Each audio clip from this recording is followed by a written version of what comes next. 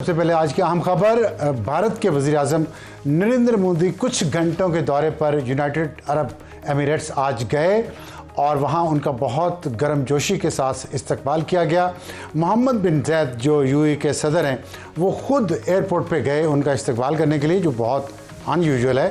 اور ساتھ یہ بھی آپ دیکھیں اگر کہ پہلی دفعہ میں نے انہیں پورے شوز پہنے دیکھا ہے، ورنہ وہ چپل ہی پہنے ہوتے ہیں، تو اتنا فارمل طریقے سے انہوں نے بھارت کے وزیر اعظم کا استقبال کیا اس وقت جب یو اے ای ایک کنٹروورسی کا شکار ہے۔ اور وہ تنازع کہاں سے کھڑا ہوا ہے؟ وہاں سے کھڑا ہوا کہ نیتن یاہو جو اسرائیل کے وزیر اعظم ہیں وہ ایک خفیہ دورے پہ یو اے ای تشریف لے کے گئے جس وقت ایران کے ساتھ جنگ جاری تھی، اور نہ صرف خود گئے بلکہ موساد کا چیف بھی ساتھ گیا، اسرائیل کی آرمی کا چیف بھی ساتھ گیا، اور اس دورے کو خفیہ رکھا گیا۔ لیکن بھانڈا پھوٹا میڈیا سے، اور میڈیا نے جب بھانڈا پھوڑا تو اس پہ سوالات اٹھے، تو یو اے ای نے فوراً اس کو ڈینائی کیا، کیونکہ یونائٹڈ عرب ایمریٹس کے اندر سے اور تمام عرب ورلڈ سے متحدہ عرب امارات پر شدید تنقید ہوئی، جس کے جواب میں انہیں ڈینائل دینا پڑا۔ لیکن ڈینائل کے ساتھ ہی اب ایک اور مسئلہ یہ کھڑا ہوا کہ اسرائیل کے وزیر اعظم آفس نے تصدیق کی کہ وہ ایک خفیہ دورے پہ گئے تھے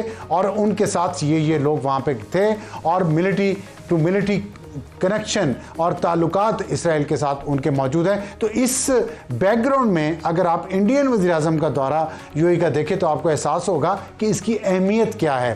اور انڈیا کے وزیر اعظم نریندر مودی وہ ورلڈ لیڈر تھے جو ایران پر حملے سے ایک دن پہلے اسرائیل میں موجود تھے، اور اب یو اے ای میں موجود ہیں، اور وہاں پہ معاہدے کیے ہیں جس میں ڈیفنس اور سیکیورٹی کا معاہدہ بھی ہے، جدید ٹیکنالوجی کا، توانائی کا اور سرمایہ کاری کے مزید معاہدے بھی ہیں۔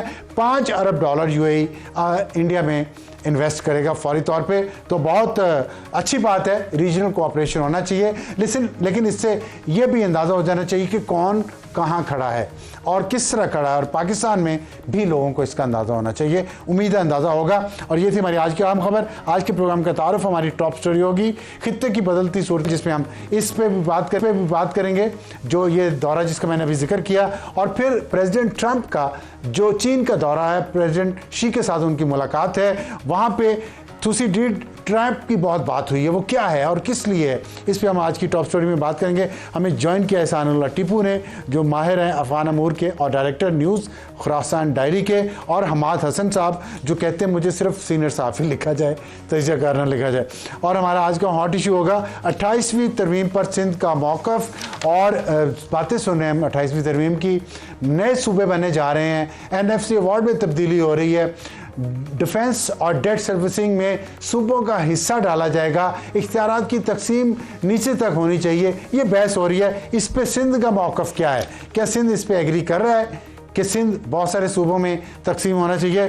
باقی جو صوبوں کو بھی تقسیم کرنے کی بات ہو رہی ہے، ناصر حسین شاہ صاحب صوبائی وزیر سندھ ہمارے ساتھ موجود ہوں گے، اور ہم کوشش کریں گے کہ MKM سے بھی کسی کو لیں، کیونکہ ابھی تک MKM سے کوئی مہمان آنے کے لیے تیار نہیں ہے۔ اور ہمارے آج کا ایڈیٹوریل ہوگا اسلام آباد غیر محفوظ۔ ہم آپ کو کچھ ڈیٹا پیش کریں گے جس میں آپ کو اندازہ ہوگا کہ اسلام آباد جو وفاقی دارالحکومت ہے، یہاں سب سے محفوظ شہر سمجھا جاتا ہے، لیکن یہ کتنا غیر محفوظ ہو چکا ہے شہریوں کے لیے، اور یہاں کتنے مسائل ہیں، اس پہ بات کریں گے ہمارے آج کے ایڈیٹوریل میں۔ شروع کرتے ہیں ٹاپ سٹوری کی تیزی سے بدلتی صورتحال۔ احسان اللہ ٹیپو صاحب بہت شکریہ ہمیں جوائن کرنے کا، حماد حسن صاحب بہت شکریہ ہمیں جوائن کرنے کا۔ یہ بتائے گا جو میں نے ابھی بات کی ہے، ہم دیکھ رہے ہیں کہ ایک واضح الائنس بن رہا ہے اس خطے میں، اور اس میں اسرائیل، امریکہ، یو اے ای ایک طرف ہیں، انڈیا، اور باقی عرب ممالک اور پاکستان اور ایران ایک طرف ہیں۔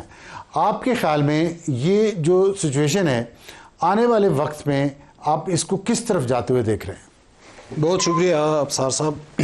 دیکھیں، اس میں آپ نے امریکہ کو ایڈ کیا، تو میں اس سے متفق کسی جزوی طور پر نہیں ہوں، کیونکہ ہمارے بہت سارے مفادات ایک جیسے ہیں، اور ایک طویل عرصے سے یہ الائنس اور یہ کوارڈینیشن۔ امریکہ کو فی الحال آپ لیکن بائی اسٹینڈنگ کیا ہوتا ہے؟ اسٹینڈ بائی کرنا، اسٹینڈ بائی نہیں، وہ جو کھڑے ہوتے ہیں سائڈ پہ، آپ وہ کرنا۔ اچھا، لیکن دوسری طرف آپ دیکھیں، انڈیا کو دیکھیں، اسرائیل کو دیکھیں اور یو اے ای کو دیکھیں، تو یو اے ای کبھی مسلم ممالک کے ساتھ یعنی خصوصاً پاکستان اور ان ممالک، یعنی ابھی سوڈان کے اندر جو ان کا کردار تھا اور وہاں غریب سوڈانیوں کے ساتھ جو کچھ ہوا، وہ تو انہوں نے کھلے عام میڈیا پہ کہا بھی کہ ان کے ساتھ یہ سلوک کس وجہ سے ہو رہا ہے اور کون کر رہا ہے. ایک تو وہ بات ہے، لیکن ان کا سب سے بڑا غصہ جو ہے وہ گوادر پہ ہے.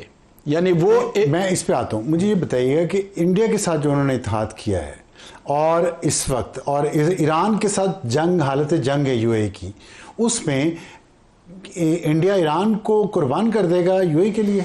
دیکھیں، انڈیا تو آلریڈی ایران سے بہت دور چلا گیا ہے. لیکن ابھی عباس عراقچی انڈیا پہنچے ہوئے تھے. انڈیا پہنچے ہوئے تھے، لیکن جو روایتی رشتہ تھا اس میں ایک واضح دراڑ نمایاں ہے. ہم کچھ دنوں سے دیکھ رہے ہیں، ٹھیک ہے دورے ہوتے رہتے ہیں، یعنی انڈیا تو ہر اس مسلم ممالک کو قریب بلاتا ہے یا اس کو دعوت دے دیتا ہے جو پاکستان کا ہمسایہ ہے. انہوں نے تو طالبان رجیم والوں کو بھی بلایا. کیا یہ ممکن ہے کہ ایران اور یو اے کے درمیان جو اختلافات ہیں، انڈیا اس میں اس کا فائدہ اٹھا رہا ہے، اور اس کا فائدہ اس شکل میں اٹھا رہا ہے جس کا نقصان زیادہ تر پاکستان کو معاشی حوالے سے بھی، سیاسی حوالے سے بھی اور خطے کی صورتحال کے حوالے سے. آپ کے خیال میں اسرائیل اور انڈیا مسلم ممالک میں جو اختلافات ہیں ان کو وسیع کرنا چاہ رہے ہیں؟ اس کو وسیع بھی کرنا چاہتا ہے اور اس کو اپنے مفادات کے لیے بھی استعمال کرنا چاہتا ہے. انڈیا کے اپنے مفادات ہیں، اسرائیل کے اپنے مفادات ہیں، اور وہ سارے مفادات مل کر یو اے میں اکٹھے ہو رہے ہیں. ٹیپو صاحب یہ فرمائیے کہ جو آپ نے ابھی تجزیہ سنا ہے حماد صاحب کا، آپ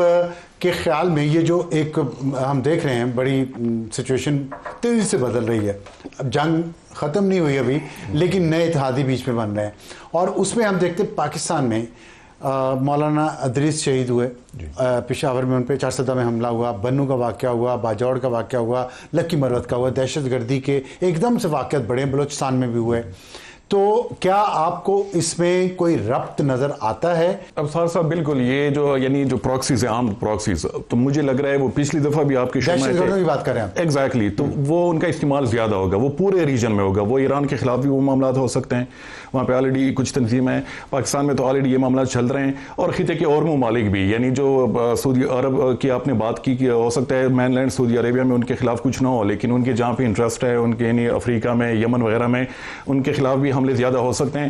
کیونکہ ابھی جو ایکچول وار سے یعنی ایران جنگ سے بھی ہمیں یہ پتہ چلا کہ جو ٹریڈیشنل جنگ ہوتی ہے تو وہ بہت زیادہ نقصان دہ ثابت ہوتی ہے.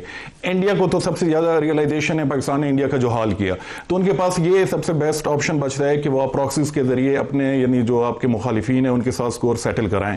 تو وہ معاملات تو اپنی جگہ ہے. آپ نے جو حملوں کی بات کی تو یہ واقعی بہت الارمنگ لیول ہے، یعنی صرف 9 میں سے ابھی کچھ ہی دن ہے میری جو اپنے یعنی جو ہیں یعنی ڈیٹا یا جو 35 کے قریب جو سیکیورٹی وہ ہے کہ لوگ ہیں وہ شہید ہو چکے ہیں صرف یہ 3-4 دنوں میں. اور اچانک بڑھا ہے، اچانک بڑھائی. اور یہ وہ ہے کہ میڈیا میں یعنی ابھی یہ چیزیں نظر آ رہی ہیں جب بڑے طرز کے حملے ہوتے ہیں، وہ جو ٹارگیٹڈ ایسیسینیشن جس میں ڈیلی 2-3 جو سیکیورٹی کے پرسنل ہیں، پولیس ہو، ایف سی وغیرہ ہو، تو ان کو ٹارگیٹ کیا جاتا ہے، وہ تو مین اسٹریم میڈیا میں چیزیں نظر نہیں آتی.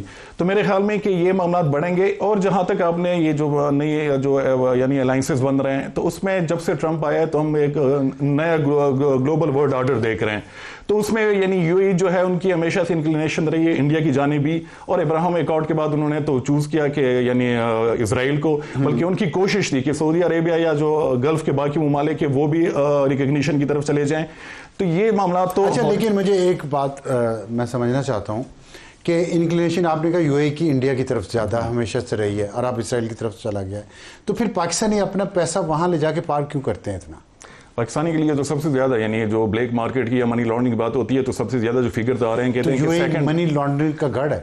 وہ تو یعنی یہاں پہ جو ہمارے آفیشیل جو کہتے ہیں ان کی طرف سے تو یہی بات بتائی جاتی ہے کہ انڈیا کے بعد جو سب سے زیادہ وہاں پہ پیسہ ہے وہ پاکستانیوں کا، خاص کر ریئل اسٹیٹ میں ہے.